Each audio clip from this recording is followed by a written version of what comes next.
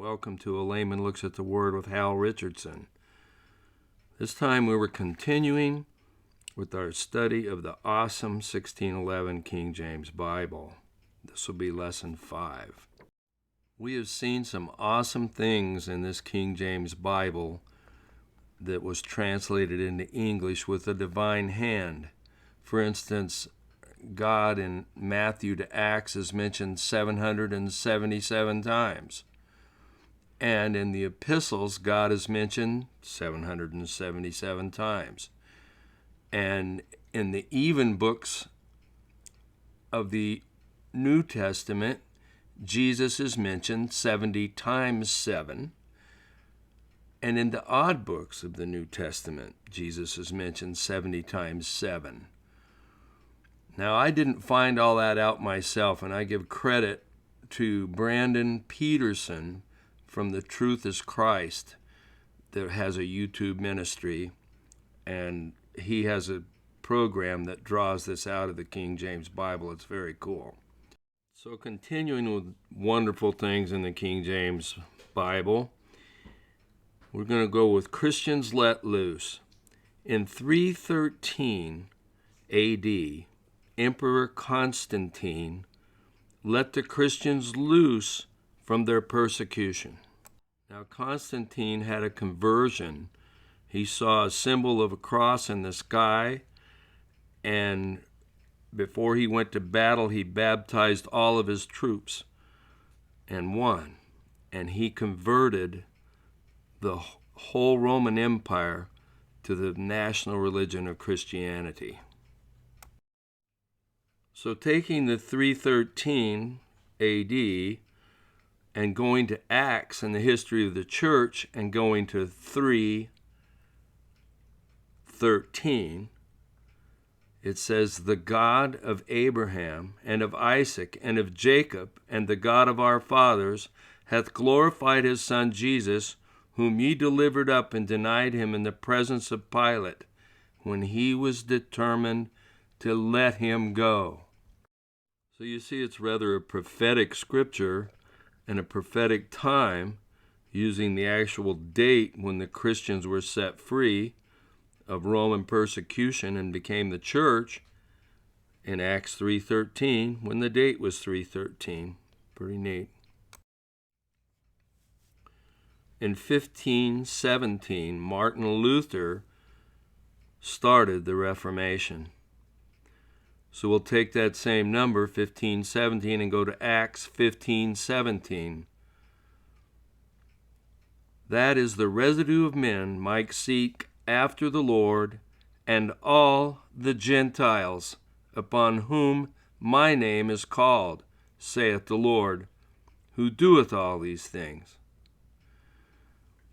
What Luther did was write the 5 solas and nailed them to the Catholic Church door, which is Scripture alone, faith alone, grace alone, Christ alone, and the glory of God alone for our salvation, our duty, and our authority.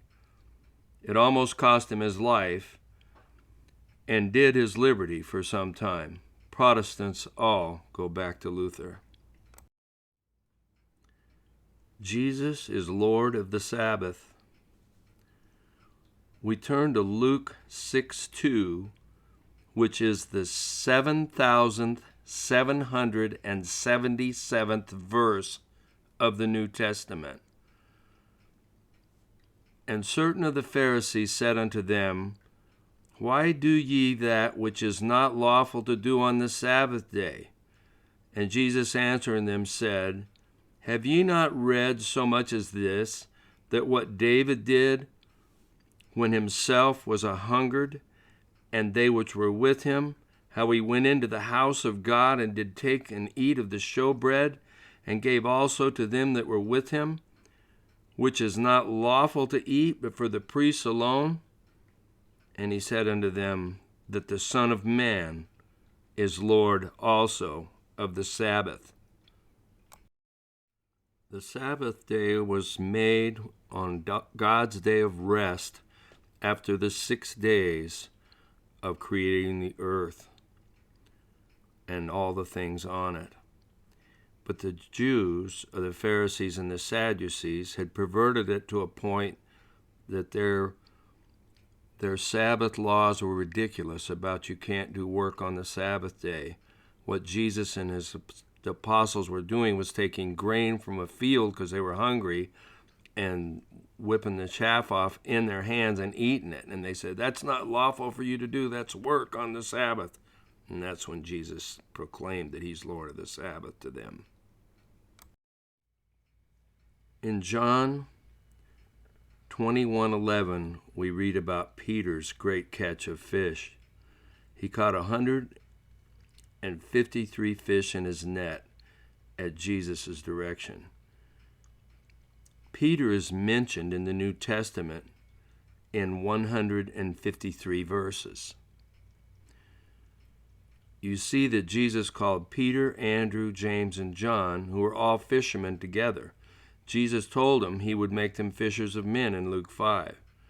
Peter had let Jesus preach from his ship, and Jesus had instructed him to let down his nets for a catch, which filled 2 boats. After the resurrection of Jesus, he again came to the group that were fishing all night with no luck. And in John 21:2, they were there together with Simon Peter and Thomas called Didymus, and Nathanael of Cana in Galilee, and the sons of Zebedee, and the 2 other of his disciples. And as we see in this story, Jesus told them to throw out to the right side of the ship, and they caught 153 large fish. In Israel today, these fish are called St. Peter's fish. They're still in the Sea of Galilee.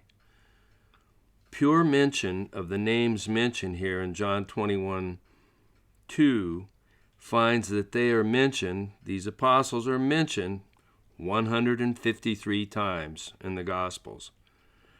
In John alone, they're mentioned 48 times.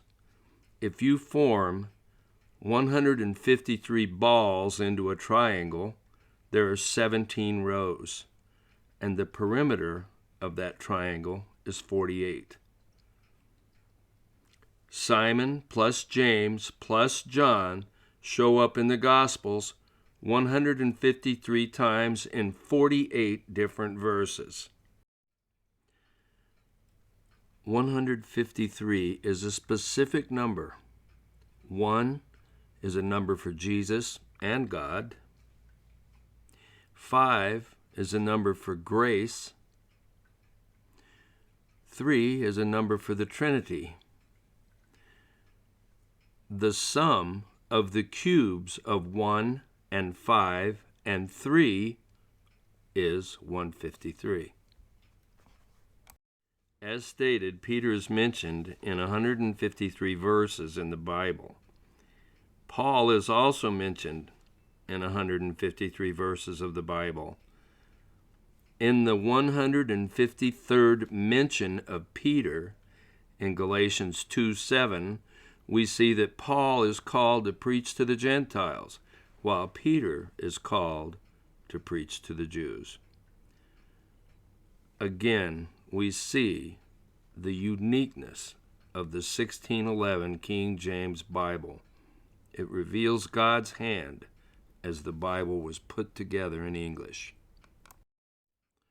666 in the Bible.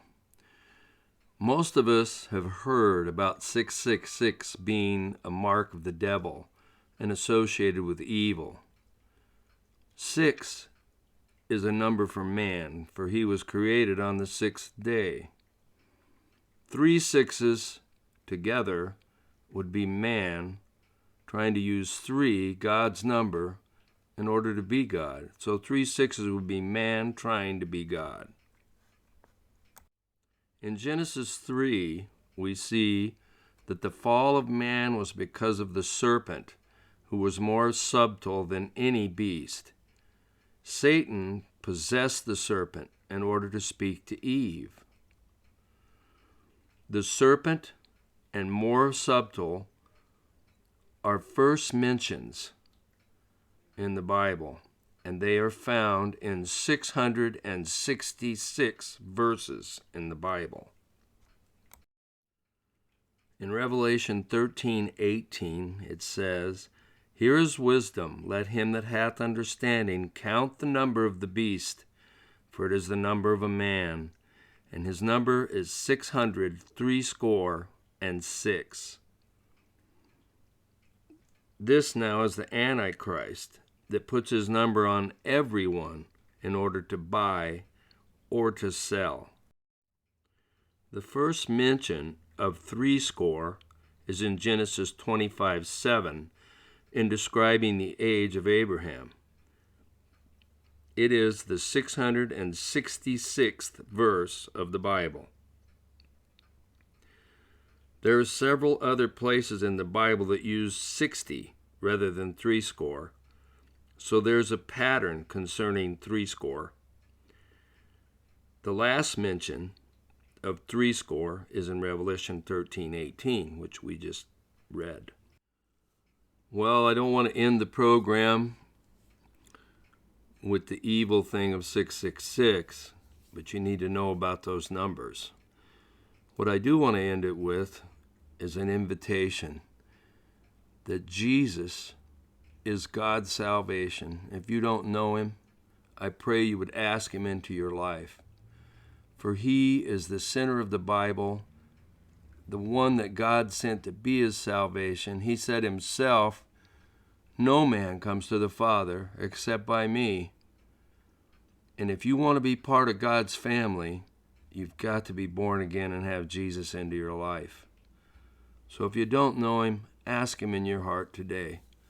This is Hal Richardson. Join me next time, and we will be still studying the marvelous King James Bible, and we will still be on 666. Bye for now.